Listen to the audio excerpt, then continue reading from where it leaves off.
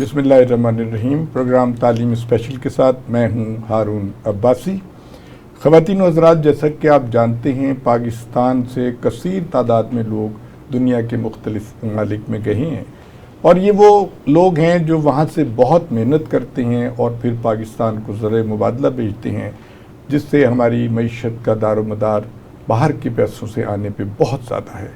और बेशुमार लोग ऐसे हैं जो डॉक्टर हैं, इंजीनियर हैं और उसके अलावा जो मेहनत कश लोग हैं, दुनिया के कोने कोने में खिदमत अंजाम दे रहे हैं और ये सच्चे पाकिस्तानी हैं। ये अलग बात है कि बदकिस्मती से हमने उनको अभी तक वोट डालने की इजाज़त नहीं दी, जबकि सही मानों में हुब्बुल वतनी का अगर कोई देखा जाए पैमाना तो ये लोग उस पर पूरे उतरते हैं। ये वहाँ रह के भी पाकिस्तानी के लिए सोचते हैं।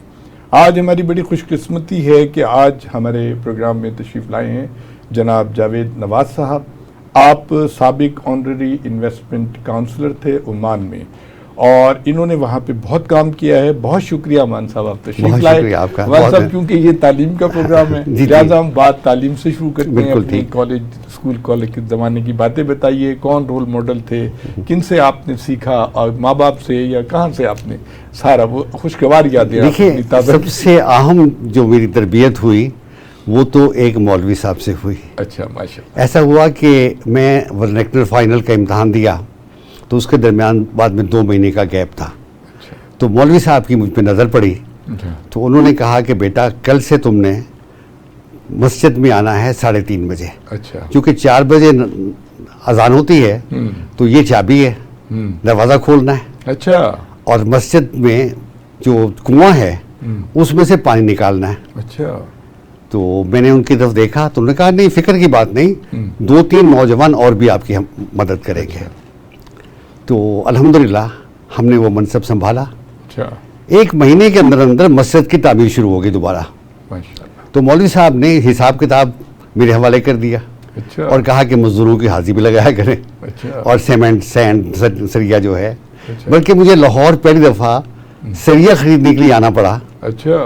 और यहाँ आके मुझे मालूम हुआ कि मियाँ फजल मोहम्मद अब्दुल क़य्यूम, जो हमारे साबिक गवर्नर के वालिद थे और हमारे करीबी रिश्तेदार थे, उनका स्टील का बड़ा कारोबार है। लिहाजा मैं उन्हीं के घर गया। उन्हीं की मार्फत हमने स्टील खरीदा। उस मस्जिद में पहुँचाया। अच्छा। तो मेरी तरबियत तो दरअसल उन्होंने की। अच्छा। दूसरी तरबियत एक ऐसे शख्स ने की जिसका नाम मोहम्मद अली मुजफ्फरी था। अच्छा। वो भी इमाम मस्जिद थे। अच्छा। ऐसा हुआ कि हमें उनकी शख्सियत के बारे में नहीं मालूम था। एक दिन पता चला कि सईद अब्दुल्ला मौदूदी उनकी इयादत के लिए आ रहे हैं कि वो बीमार हैं। अच्छा। अब ये बात बड़ी बात थी कि सईद अब्दुल्ला मौदूदी के लेवल का आदमी इयादत करने के लिए लाहौर से डस्का, हम लोग उस वक्त डस्का में रहते थे। तो सईद मौदूदी तशरीफ लाए। उन्होंने अपने तीमारदारी की। उसके बाद वो हमसे मिले और सब बच्चों का उन्होंने नाम पूछा, उनका हाल पूछा, जोहर की नमाज पढ़ी, खाना खाया और लाहौर आ गए। ये तो थी ज़िंदगी वहाँ की। लेकिन स्कूल में भी अजीब मामला था। उस ज़माने में असातिज़ा में गुलाम सुकलैन नकवी उर्दू पढ़ाते थे। अच्छा। उस ज़माने में मुमताज़ साहब मैथमेटिक्स पढ़ाते थे। अच्छा। उस ज़माने में एक भट्टी साहब थे जो गवर्नमेंट कॉलेज में बाद में इंग्लिश के प्रोफेसर। जी, इंग्लिश प्रोफेसर बन गए। जी, जी। तो ये सारे लोग डस्का के एक स्कूल में थे। अच्छा। और स्कूल में ये उस्ताद थे। वाह। और हमें ये अल्लाह ताला ने सआदत दी और मौका दिया कि हमने इनसे पढ़ा। वाह। अब गुलाम सुकलैन नकवी की शख्सियत के बारे में उस वक्त पता चला, कई साल बाद, जब वो गवर्नमेंट कॉलेज में आ गए, वो प्रोफेसर बन गए और उनकी किताबें बहुत मारूफ है, पब्लिश होना शुरू हो गई। तो ये सफ़र तो ऐसा है। अच्छा। लेकिन उस ज़माने में एक और चीज़ ने भी मुझे बड़ा मुतासर किया। वो थी USIS की लाइब्रेरी। अच्छा। हर मंगल की सुबह जब हम स्कूल पहुंचते तो स्टार्स और के साथ एक बस खड़ी होती, उसमें एक नहायत खूबसूरत खातून और एक ड्राइवर बैठे होते। नौजवान बच्चे वहाँ जमा हो जाते, पुरानी किताबें दे देते, नई किताबें ले लेते। अच्छा। कोई लिखत पढ़त नहीं थी, कोई रसीद नहीं थी, यानी बामी एतमाद की बात, एतमाद की बात थी। वो खातून हाथ मिलाती। अच्छा। और सबसे मोहब्बत से मिलती। और ऐसा हुआ कि जब वो हाथ मिलाती थी तो उसकी हाथों में एक ख़ास किस्म की गर्मजोशी थी। अच्छा। और उसकी आंखों से मोहब्बत टपकती थी। माशाअल्लाह। बल्कि एक दिन मुझे उसने देखा और कहा कि Javed, you are so young, don't fall in love. अच्छा। तो एक दिन ऐसा, मेरे वालिद वहाँ चीफ ऑफिसर थे दस्का में, उन्होंने भी बड़ा कमाल के काम किए। उन्होंने एक लाइब्रेरी बनाई, म्यूनसिपल लाइब्रेरी, एक गार्डन बनाया। एक दिन उन्होंने कहा, घर में कहा कि आज शाम हमने एक मूवी देखने जाना है। अच्छा। तो हम बड़े एक्साइटेड थे। जब वहाँ पहुँचे तो कुर्सियाँ लगी हुई थी, स्टेज बना हुआ था। अच्छा। तो वो खातून अपनी मूवी लेके आई, अमेरिकन वॉर ऑफ इंडिपेंडेंस पे। तो मुझे देख के उसने कहा कि अब्बाजान से पूछा कि इस जावेद योर सन? अच्छा। तो अब्बाजान ने कहा कि ऑफ कोर्स। तो कह इज वेरी प्रेटी। अच्छा। तो ये उसके एक अच्छे कमेंट्स थे। फिर वो मुस्तकिल किताबें लाती थी और हमें तकसीम करती थी। और मैंने उसमें महसूस किया कि अमेरिकन की जंग आज़ादी और पाकिस्तान और हिंदुस्तान के अवाम की जंग आज़ादी में बहुत ममासलत थी। अच्छा। उन्होंने भी अंग्रेज़ से आज़ादी ली, हमने भी अंग्रेज़ से आज़ादी ली। फ़र्क ये हुआ कि हमने यहाँ पे कायद आज़म की क़यादत में वो काम नहीं किया, जंग नहीं की। हम बाकायदा फ़ौज बना के नहीं आए जो जॉर्ज वाशिंगटन ने और उन्होंने बनाई थी। अलबत्ता मकासद दोनों के एक थे। अच्छा जावेद साहब, ये फरमाइए, आपने कहा कि इब्तदाई ज़िंदगी आपकी मस्जिद में गुजरी, तो कोई दीनी तालीम वगैरह का भी सिलसिला था? दीनी तालीम का मसला ये था कि वहाँ मस्जिद में नमाज के बाद दर्स कुरान होता था। अच्छा। और उस दर्स में हम लोग शरीक होते थे। अच्छा। फिर बाद में जब मैं कॉलेज में आया तो सैयद मौदूदी रहमतुल्लाह अलैह की तफ़हीमुल कुरान, अच्छा, उस वक्त 3 वॉल्यूम आ चुके थे, वो मिल गई। अच्छा। मौलाना से मिलने का इत्तफाक भी हो गया। अच्छा। और उससे ये हुआ कि सोचने समझने की आरजू बढ़ गई। दीन के बारे में सोचना, दीन के बारे में समझना और दीन के बारे में गुफ्तगू करना, फ़िरका परस्ती से हट के, फ़िरका परस्ती नहीं, कि आखिर इस्लाम क्या है, इंसान से क्या चाहता है, और अल्लाह ताला ने जो इंसान को पैदा किया क्यों किया है।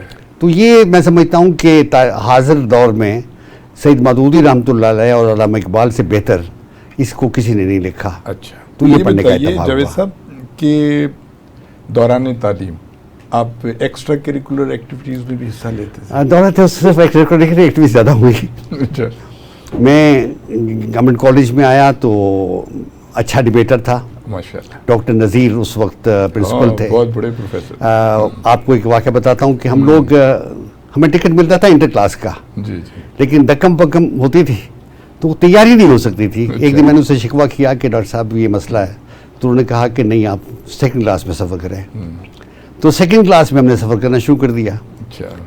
बाद में एक दिन सेक्शन ऑफिसर ने, बल्कि उनके जो स्कूल का सेक्रेटरी था, उसने आके कहा कि डॉक्टर साहब वो सेक्शन ऑफिसर एजुकेशन ने वो मंजूर नहीं किया, लिहाजा वो पैसे आपकी तनख्वाह से काटे जाएंगे। अच्छा।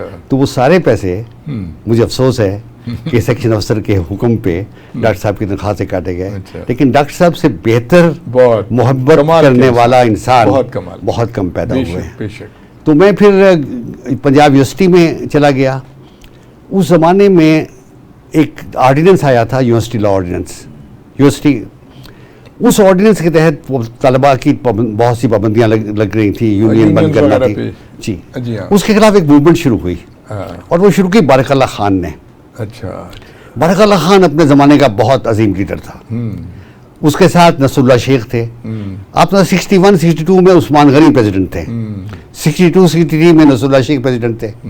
63-64 सेशन के लिए बारकल्ला खान को उसी यूनिवर्सिटी ऑर्डिनेंस के तहत यूनिवर्सिटी निकाल दिया गया। जी, ठीक है। पूरे मुल्क में कुछ हंगामे हुए, ये हुआ वो हुआ, लेकिन बारकल्ला खान को दोबारा एम इकोनॉमिक्स करने के बाद पंजाब यूनिवर्सिटी में शुबा शुमारियात में दाखिला मिल गया, स्टेटिस्टिक्स में। स्टेटिस्टिक्स में दाखिला लेने के बाद फिर भी उसको मुलाजमत नहीं मिली। हमारे यहाँ वो पॉलिटिकल बैकग्राउंड, उसका नाम ब्लैक लिस्ट में था। जी जी बिल्कुल। आपको क्या बताऊं कि बारकल्ला खान किस मुफलसी की हालत में था। उस एक दोस्त ने उससे कहा कि मेरे पास ट्रक है, तुम सियालकोट से सामान कराची ले जाया करो। अच्छा, इतना बड़ा लिखा बंदा और वो इतना बड़ा स्टूडेंट लीडर। वो बारकल्ला खान सियालकोट से सामान लोड करता और कराची छोड़ के वापस आता। अच्छा, हम लोग डस्का में रहते थे, बेचारा बुरे हाल में होता। वो डस्का के कोई 2-3 मील बाहर ट्रक खड़ा करता और पैदल चल के हमारे घर आता।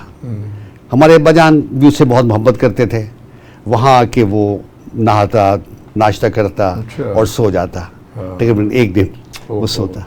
इसी दरमियान में एक दफ़ा मैं गया तो बारकल्ला खान मिल गए। मैंने कहा क्या हाल है? कहने लगा कि अच्छा नहीं है, अगर जाने का सामान पूरा हो तो खर्चा निकल आता है, वापसी का मिल जाए तो गुजरोकात हो जाता है। मैं उस वक्त Punjab university law college union का सेक्रेटरी था। अच्छा। और शेख इम्तियाज़, सारा इम्तियाज़ अल्लाह उनको लंबी उम्र दे और सेहत दे, वो बहुत मेहरबान प्रिंसिपल थे। बहुत अच्छे, बहुत मेहरबान प्रिंसिपल थे। आप देखें कि मैं जमीयत का नामजद सेक्रेटरी था। ठीक है। 2 गुफ्तगू के बाद शेख इम्तियाज़ को मालूम हुआ कि मेरे अंदर वो मामला नहीं है जो इंतशार पसंदी का हो। वो शाम को मेरे हॉस्टल में आते। अच्छा। मुझे अपने साथ गाड़ी में बिठाते और हम दोनों गवर्नमेंट कॉलेज की ग्राउंड में जाके क्रिकेट टेनिस खेलते। बड़ी बात है। सब लोग हैरान थे कि ये क्या हो रहा है। एक स्टूडेंट और प्रिंसिपल का एक ताल्लुक। किसी दिन ऐसा भी होता, बात है, हाँ। किसी ऐसा भी होता कि वो मुझे अपने साथ गाड़ी में बिठाते। अच्छा। वो न्यू कैंपस में रहते थे। अच्छा। घर ले जाते। अच्छा। ये दिन बड़ा अच्छा होता कि मुझे काफी गुफ्तगू करने का मौका मिल जाता। शफीक इंसान, बहुत शफीक आदमी थे, बहुत शफीक थे। इसी दरमियान बारकल्ला, मैंने एक दिन उनसे कहा, मैंने कहा शेख साहब एक गुजारिश है। कहने वो बताओ। मैंने कहा कि बारकल्ला खान को दाखिला दे दें। कहने कि जावेद, तुम्हारे कहने पे मैंने रेहाना सरवर को दाखिला दिया। अच्छा। तुम्हारे कहने पे तनवीर अब्बास ताबिश को दाखिला दिया। अच्छा। ये दोनों ब्लैक लिस्ट थे। अच्छा। अब अगर बारकल्ला को दाखिला दिया तो इसका मतलब ये होगा कि अनारकली का थाना अनारकली से उठा के लॉ कॉलेज के अंदर लाना पड़ेगा। अच्छा। मैं कह नहीं, बारकल्ला जब लॉ कॉलेज का स्टूडेंट होगा वो कानून का पाबंद होगा। वो किसी मुखालिफ या सियासी एक्टिविटी में हिस्सा नहीं लेगा। अल्हम्दुलिल्लाह ऐसा ही हुआ। अच्छा, मिल गया एडमिशन, दाखिला भी मिल गया और बारकल्ला ने लॉ भी कर लिया और लॉ करने के बाद वो एक वकील भी बन गया अल्हम्दुलिल्लाह। अच्छा। अच्छा जावेद साहब, आपने बात की कि बच्चों की दीनी तालीम भी होती थी, बच्चे एक्स्ट्रा करिकुलर एक्टिविटीज़ में भी हिस्सा लेते थे और टीचर्स और जो भी होते थे वो उनको एनकरेज करते थे कि वो किताबें पढ़ें, सब कुछ करें। आज दौर है सोशल मीडिया का। अब अलमिया ये है कि बच्चे खेल कूद से भी भाग गए हैं, या कंप्यूटर है या मोबाइल है, और फिर वो सोशल मीडिया से एक अजीब तूफ़ान आ गया है और बच्चों की सेहतें भी ख़राब हो रही हैं। तो आप इस सिलसिले में क्या समझते हैं कि इसका कोई पॉजिटिव रोल भी हो सकता है? देखिए, तूफ़ान आया है जी, लेकिन उस तूफ़ान को आपने चैनलाइज करना है जी। मैं महीनों तक ब्राज़ील में रहा। जब मैं मस्कत में बिजनेस करता था तो मैं ब्राज़ील से शुगर खरीदता था। 25,000 टन का वो एक जहाज़ होता था, वो खरीद के हम लोग दुबई लाते थे। अच्छा। और दुबई अल्हम्दुलिल्लाह वो पहुंचने से पहले बिक गया होता था। तो साल में 4 से 6 शिप हमारे मस्कत पहुंच जाते थे या दुबई पहुंच जाते थे। अजीब बात ये थी कि ब्राज़ील का हर नौजवान, लड़का या लड़की, वो सुबह 5 बजे भागना शुरू करता है। अच्छा। वो रनिंग ट्रैक हो या वो गली हो, अच्छा, या वो हाईवे हो, आपको हर तरफ लोग भागते हुए नजर आएंगे। इसी दौरान बारिश भी होती है। अच्छा। क्योंकि ब्राज़ील में बारिश जो है उस पर कोई कैद नहीं है, वो किसी भी मौसम में किसी भी वक्त हो सकती है। लिहाजा वो बारिश में भी भागते हैं। उनके पास अम्ब्रेला होती है, वो अम्ब्रेला खोल लेते हैं। अच्छा। लेकिन भागते हैं।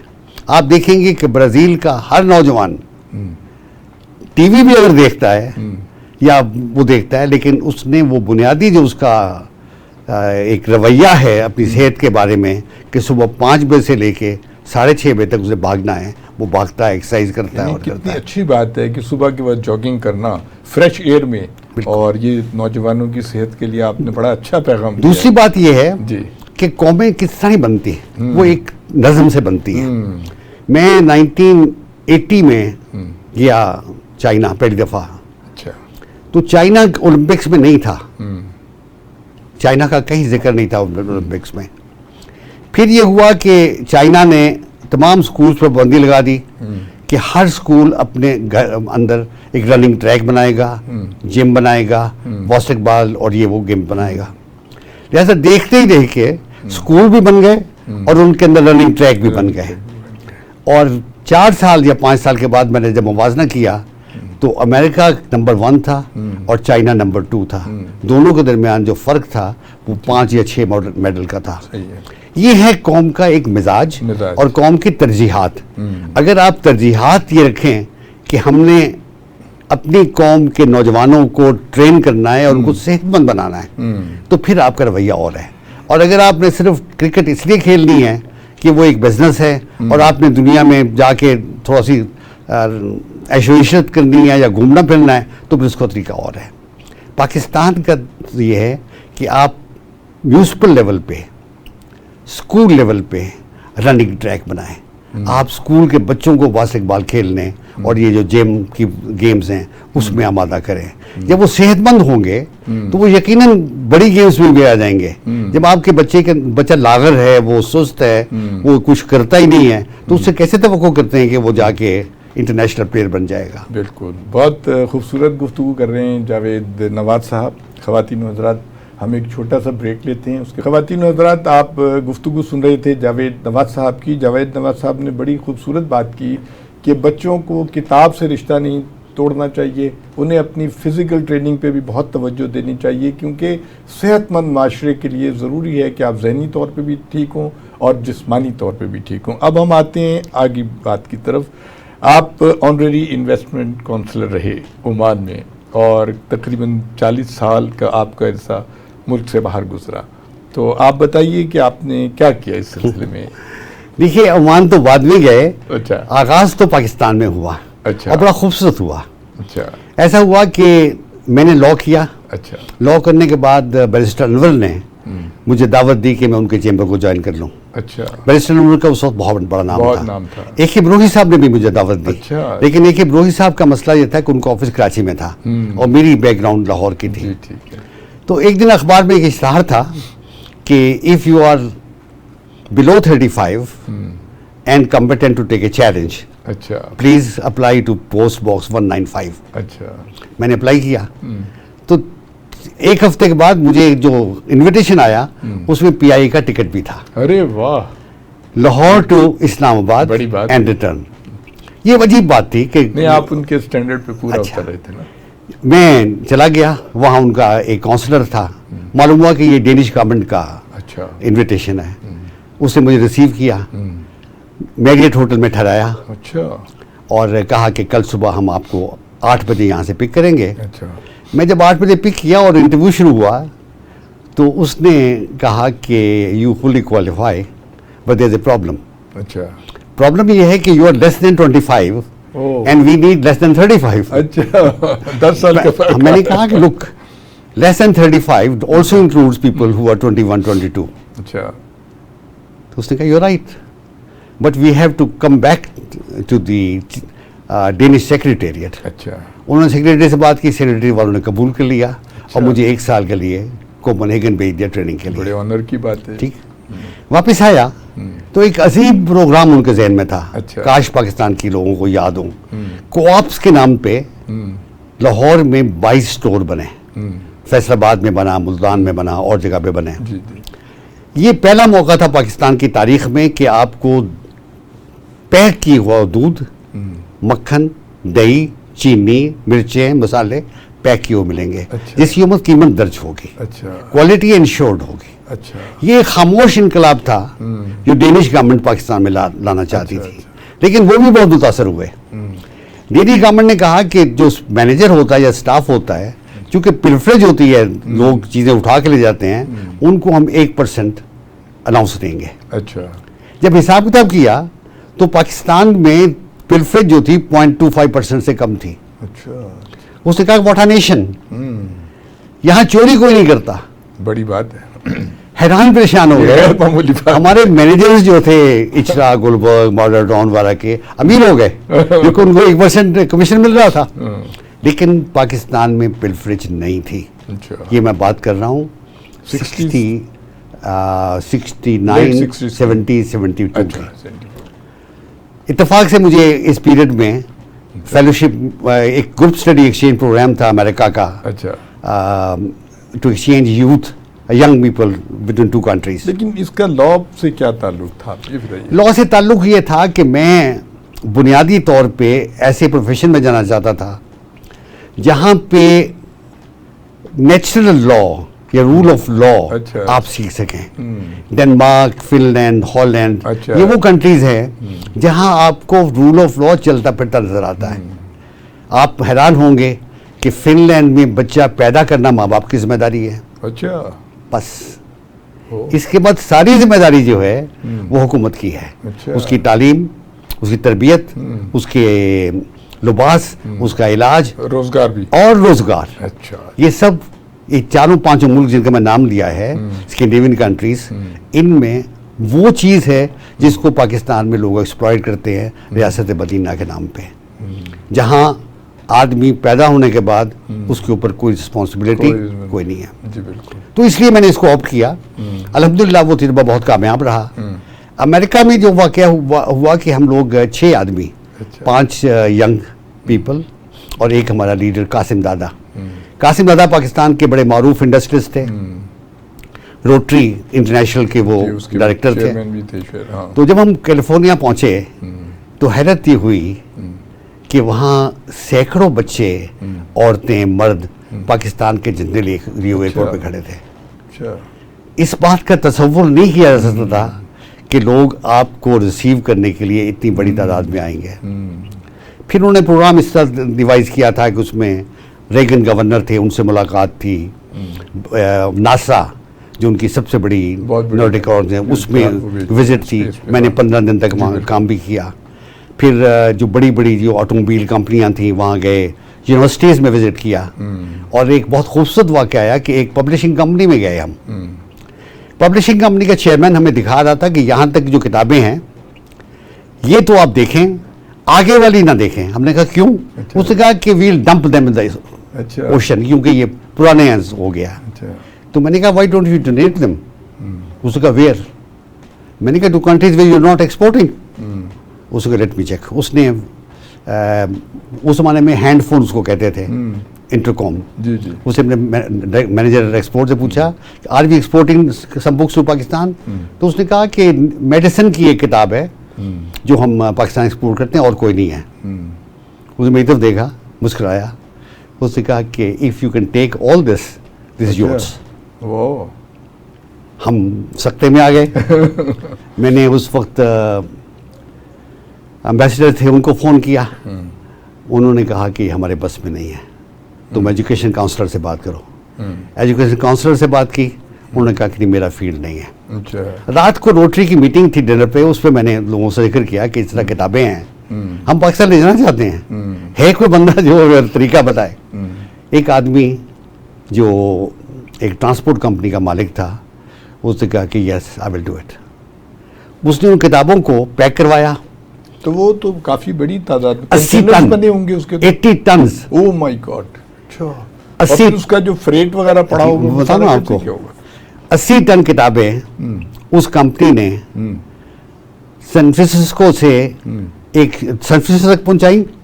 ये ओकलैंड जगह जहां पे थी, वहां से एक शिप खड़ा था 40 किलोमीटर अंदर। अच्छा। वहां हेलीकॉप्टर्स में वहां तक पहुंचाई। वो शिप लेके लंदन आया। अच्छा। लंदन से वो इंडोनेशिया जा रहा था। अच्छा। इंडोनेशिया में जिसको हम 6th फ्लीट या 7th फ्लीट कहते हैं, वो कराची में उसने उतार दी।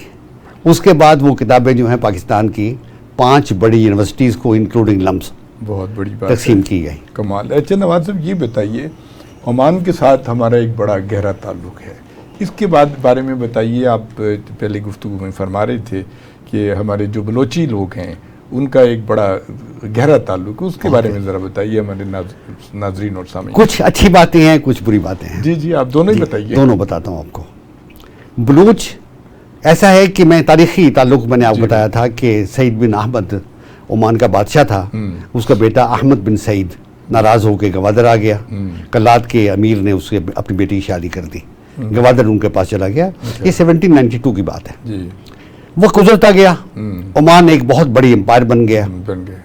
ये बच्चा जिसका नाम अहमद बिन सईद था, बादशाह के फौत होने के बाद वहाँ के दस्तूर के मुताबिक वहाँ के जो शुरा है जिसमें रॉयल फैमिली के लोग भी हैं, उन्होंने इसको अपना अगला जो सुल्तान है मुंतखब कर लिया। वाह। ये बातें हुए, अपने साथ कुछ बलोच नौजवानों को ले गया।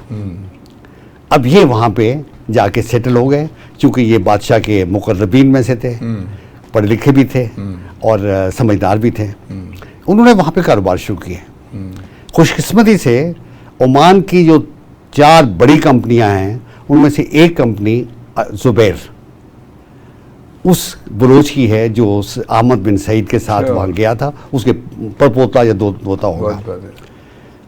ओमान का सबसे बड़ा रिजॉर्ट शंग्रीला उसकी मलकियत है। अच्छा। ओमान अरब बैंक उसकी मलकियत है। और बुनियादी तौर पे ये बलोची है। जी बलोच है, अभी बलोच है, उसके घर में भी बलोची बोली जाती है। अच्छा। और उर्दू बोली जाती है। हमारे साथ बड़े गहरे ताल्लुकात हैं उनके। अब ये लोग हैं जो वहाँ आ गए। अब मैं हमेशा ये कहता था पाकिस्तान की हुकूमत से कि अगर किसी मुल्क में आपने अपने हलीफ तैयार करने हों तो कोई ऐसा कबीला तलाश करें जो आपसे मोहब्बत रखता है, आपसे अकीदत रखता है, तारीखी तौर पे आपके साथ है। बलूच नेचुरल अलाई हैं पाकिस्तान के।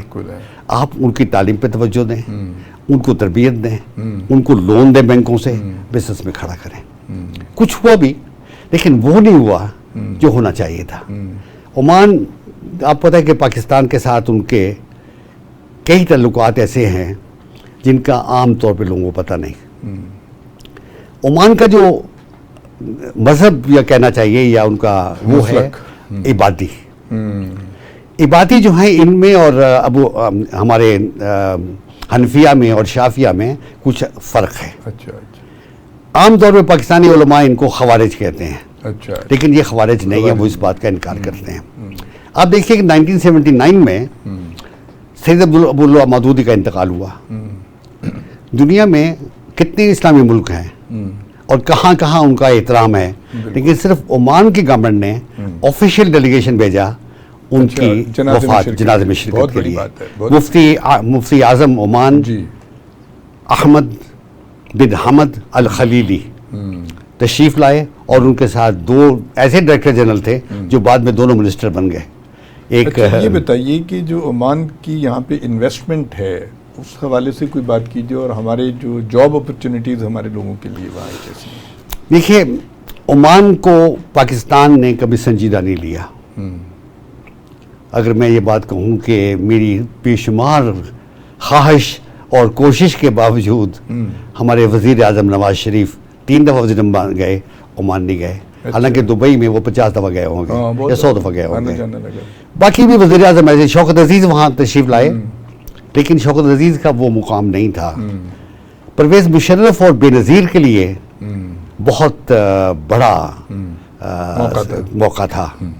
परवेज़ मुशर्रफ को तो मैंने बताया खुद पर्सनली, मैंने कहा कितनी देर की मीटिंग है आपकी, तो उसने कहा कि 40 मिनट्स। अच्छा। मैं क्या मल्टीप्लाइड बाय 2। अच्छा। व्हाट? मैंने कहा आपकी सेंडर्स की बैकग्राउंड है और सुल्तान काबूस सेंडर्स के पढ़े हुए हैं। आपकी जो आर्मी की बैकग्राउंड है वो उनको अट्रैक्ट करेगी आपसे कुछ पूछने और समझने में। यही हुआ। परवेज़ मुशर्रफ चीफ एग्जीक्यूटिव थे, पाकिस्तान के प्रेसिडेंट नहीं थे उस वक्त जब मस्कत आए। जी अभी होने लगा था। सुल्तान काबूस ने जो वहाँ के डिप्टी प्राइम मिनिस्टर का डिनर था उसको कैंसिल किया और उसको अपने नाम पे अच्छा होस्ट किया। वाह। मैं उसमें मौजूद था। अच्छा। और उसी में सुल्तान काबूस ने पाकिस्तान के साथ जैसे कि ना MOU साइन किया और इस बात का, इस अज़म का ऐसा किया कि हम पाकिस्तान से मोहब्बत रखते हैं और पाकिस्तान में इन्वेस्ट करना चाहते हैं। ये बताइए कि पाकिस्तानियों की कितनी तादाद है तकरीबन ओमान में? पाकिस्तानियों की तादाद इस वक्त जो वहाँ हैं सॉइल पे वो 3 लाख है। 3 लाख? और टोटल आबादी कितनी है? टोटल आबादी जो है वो 4 मिलियन है। अच्छा। 40 लाख है। 40 लाख में 40 में से 3 लाख पाकिस्तानी है, कोई 5 लाख इंडियन है। अच्छा। कोई 4 लाख बंगाली है। अच्छा। और बाकी आप देख लें। अच्छा, ये बताइए ओमान और पाकिस्तान के दरमियान एक और बड़ा कमाल का रिश्ता है और वो है हमारी मुसल्लह अफवाज के साथ। जी, ये इस बारे में ज़रा हमारे ये भी एक तारीखी हकीकत है। नवाज़ शेर पटौदी ने मुझे पर्सनली बताया, उनसे हमारे बड़े ख़ानदानी ताल्लुकात थे, कि उनको चॉइस दिया गया कि वो 1946 में अच्छा ओमान की फ़ौज के सपा सलार बन के चले जाएं। अच्छा। वो कहते मैं मस्कत गया लेकिन वहाँ पे उस वक्त कुछ नहीं था, ना फौज थी, ना हथियार थे। तेल वगैरह भी नहीं होगा? जी, कुछ भी तेल वगैरह नहीं निकला? तेल तो बहुत बात की बात है। अच्छा। कुछ नहीं था। तो कहते हैं कि मैंने आके रिग्रेट तो नहीं किया, लेकिन मैंने ब्रिटिश इंडिया से कहा, बल्कि मैं नाम बताया उन्होंने, जनरल एकोलेक, उसको रिक्वेस्ट की कि मुझे तुम वाशिंगटन में ब्रिटिश इंडिया का डिफेंस अटैची बना के भेज दो। अच्छा। लिहाजा उनको डिफेंस अटैची बना के वहाँ भेज दिया गया। अच्छा, अच्छा। अब यहाँ भी एक खूबसूरत बात हुई। जब उनसे पूछा गया कि आप इंडिया में जाना है पाकिस्तान में, एक भाई उनका बड़ा जो था उसने इंडिया को ऑप्ट किया। अच्छा। शेर अली ने पाकिस्तान को ऑप्ट किया। ये जो जनरल शेर अली पटौदी साहब, उनकी बात कर रहे हैं? जी, उनकी बात कर रहा हूँ। अच्छा। ये सीनियर बड़ा अच्छा घराना था जी, तो। बहुत खूबसूरत घराना था और वो बहुत खूबसूरत, बहुत खूबसूरत। उन्होंने मुझे बताया, बल्कि इसमें जनरल साहबजादा याकूब भी इसी खानदान के थे। साहबजादा याकूब अली खान उनका फर्स्ट कज़न के घराने के थे। बल्कि नवाबजादा शेर अली पटौदी की पहली शादी नवाबजादा याकूब अली की बहन से हुई थी। अच्छा, जी, लेकिन किसी मेडिकल रीजन से वो अलग हो गए। इसी दौरान जनरल शेर अली ने भी और जनरल हमीद गुल ने भी ये बताया मुझे कि जब इंसर्जेंसी हुई, कम्युनिस्ट यमन से ओमान पे कब्जा करने के लिए कोशिश कर रहे थे और वहाँ बॉम्बिंग कर रहे थे, उस जमाने में ईरान ने और पाकिस्तान ने अपनी फौज भेजी। अच्छा। उनके तहफ़्फ़ुज़ के लिए। मुझे ये बताया गया, and I am sure it must be correct, कि बलूच रेजिमेंट जो है उसमें स्पेशल दस्ते ओमान के लिए रेज किए गए। अच्छा। जाके वो ओमान में पोस्ट किए जाएं। अच्छा। और मेरे बहुत से दोस्त, जिनमें काजी यूसुफ और इस तरह के बहुत से लोग थे, उस फौज में शामिल थे जिन्होंने इंसर्जेंसी के खिलाफ काम किया। अच्छा। बल्कि एक ऐसी बात बताता हूँ आपको, सुल्तान काबूस एक दिन अपने दोस्तों के साथ पैदल सराला में सफ़र कर रहे थे, तो आगे एक कब्रिस्तान आ गया। वो रुक गए। अपने साथियों में से एक पाकिस्तानी थे, अब्दुल सत्तार, तो उनको कहा कि दाल अब्दुल सत्तार। अब्दुल सत्तार आगे हुए तो उन्होंने कहा कि तुम ये कब्रें देख रहे हो? तो उसने कहा कि नाम मौलाई। कहते नहीं, तुम समझे नहीं हो बात। ये उन पाकिस्तानी भाइयों की कब्रें हैं जिन्होंने ओमान के तहफ़्फ़ुज़ में अपनी जान कुर्बान की। सुभान अल्लाह, बहुत अच्छी बात है। ठीक अच्छा, है? ये बताइए, आप बता रहे थे कि वहाँ की जो रॉयल फैमिली है, उनके काफ़ी शहजादों ने यहाँ हमारी फौज, एयरफोर्स वगैरह में ट्रेनिंग दी है, उसका बताएं ज़रा आप। ऐसा हुआ कि 1947 में जब पाकिस्तान और इंडिया तकसीम हो रहे थे, तो ओमान के 2 शहजादे देहरादून में ज़ेर तरबियत थे। हाँ, जहाँ पे ज़ियाउल-हक भी देहरादून में। बिल्कुल। तो उनसे ब्रिटिश गवर्नमेंट ने पूछा कि आपका चॉइस क्या है, would like to go to India और you like to join Pakistan? तो दोनों ने कहा हमने पाकिस्तान ज्वाइन करना है। अच्छा। दोनों पाकिस्तान काकूल आ गए। एक का नाम था फहद बिन तैमूर। फहद बिन तैमूर। अच्छा। क्योंकि सईद बिन तैमूर बादशाह था। अच्छा। ये उसके सके भाई थे। उसके बेटे। अच्छा, अच्छा। सईद बिन तैमूर बादशाह था ओमान का, ये उसका भाई था फहद बिन तैमूर। अच्छा। और दूसरे का नाम था तारिक बिन तैमूर। अच्छा। ये दोनों भाई थे, सगे भाई थे। अच्छा। ये आ गए काकूल में, और वहाँ इनके जो बैचमेट थे वो थे जनरल अब्दुल मजीद मलिक। अच्छा।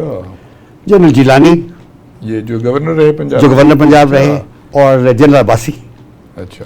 ये तीनों उनके क्लास फेलो थे। अच्छा, अच्छा। बल्कि जब मैं मस्कत जा रहा था 82 में, पहली दफ़ा 83 में जा रहा था, तो अब्दुल मजीद मलिक ने मुझे कहा कि मेरा ख़त ले जाना, अच्छा। वहाँ फहद नाम का एक बंदा है। अच्छा। तो इम्पोर्टेंट है, तो ये मीटे। मैंने पूछा तो उन्होंने बताया कि फहद बिन तैमूर तो deputy prime minister of defence है। तो मिला। अब देखिए, वही दो नौजवान जो थे, एक फहद बिन तैमूर था और दूसरा तारिक बिन तैमूर था। उसका बेटा तारिक बिन तैमूर का हैथम बिन तारिक अल तैमूर, अच्छा, ओमान का करंट बादशाह है। अच्छा।